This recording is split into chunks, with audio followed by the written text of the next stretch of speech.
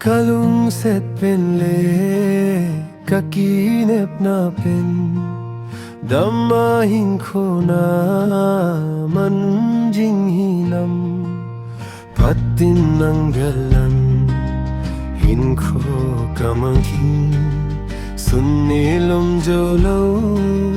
Jangko vajolo Iti hijong le Nay milo jeno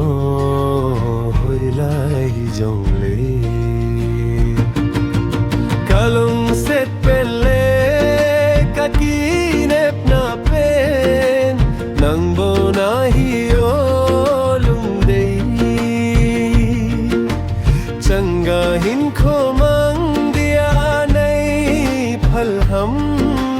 Hinmilo jeno Kalung set na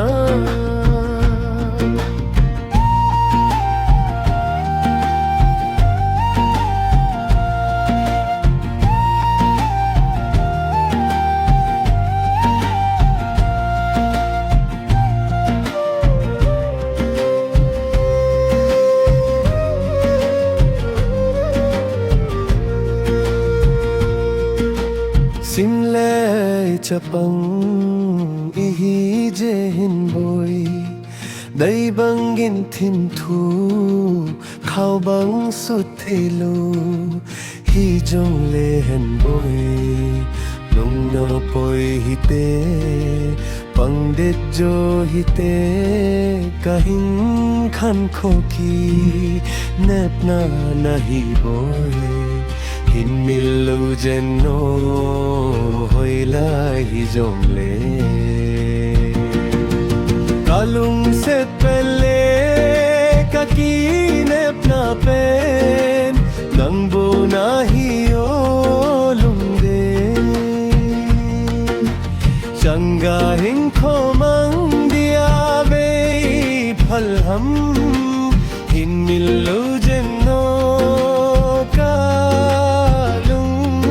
set na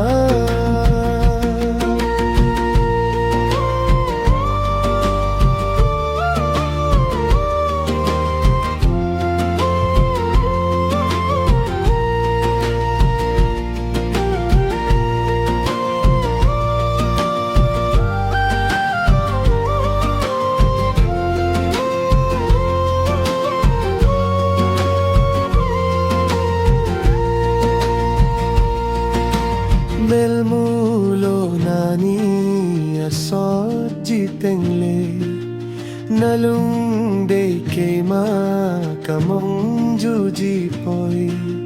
Ibay lo dem patkateng le Ilung tuplon imul sonadin Hoi lai hijong le Pang dit jing hite hoi lai hijong le Kalung set pen le kakinep na pen Nang bona hiyo lungday Changahin ko mang diyanay palham Hinmilo jeno Kalung set na